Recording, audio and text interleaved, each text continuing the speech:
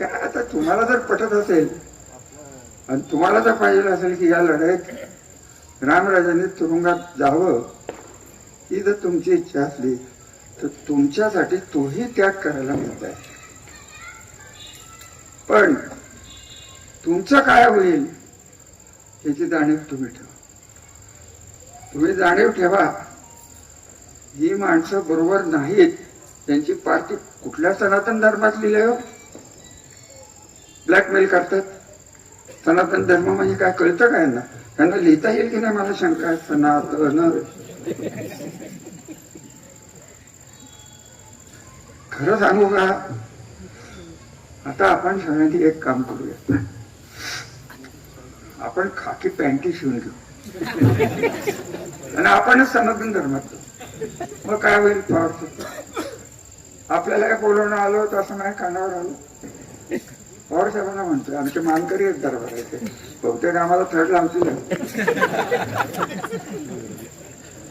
काय बोलू तुम्हाला, अजून किती बोलू, किती घाणू, कशाला जीभ बिटाळायचे. पण काय राहत नाही. सावधगिरीची काय इथे नारळ फोडून हे फोडून कोण कोणाला मत देत नाही आजकाल. काय तो आमदार 1 वर्ष नाही झालं जसं काय शरद पवारांचे राष्ट्रवादी त्यांनीच काढले असं बोलते. डी.के. पवारचं ठीक आहे, डी.के. पवार हा शरद पवारांचं राजकारण त्यांनी घडवलंय, मान्य आहे. शरद पवारांना मार्गदर्शन करणारे अजून एक तिकडे गेले जातात. त्यांचंही नाव घेण्यात का? आम्हीच वाढवलेली भांडवल. काय त्याचा उपयोग आहे? कशाला कोणाचं नाव घ्यायचं?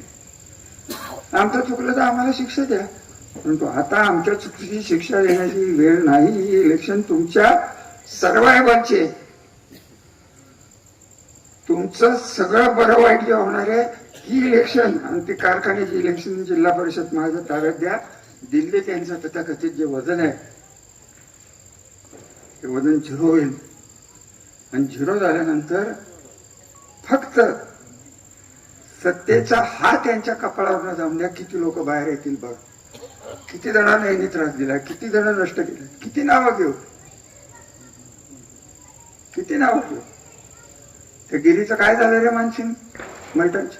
घेऊ नाव, सांगू काय झालं? अहो काय या माणसांना अर्थ आहे का? काळा कुट्ट इतिहास असलेली ही माणसं तुमचं भविष्य काळा कुट्ट केल्याशिवाय जाणार नाही. एवढीच सावधगिरीची सूचना मी तुम्हाला या कार्यक्रमाच्या निमित्ताने देतोय. मला मत द्या देऊ नका हा वेगळा विषय. आम्हाला जे पाहिजे ते आम्ही आमच्या संस्काराप्रमाणेच करणार.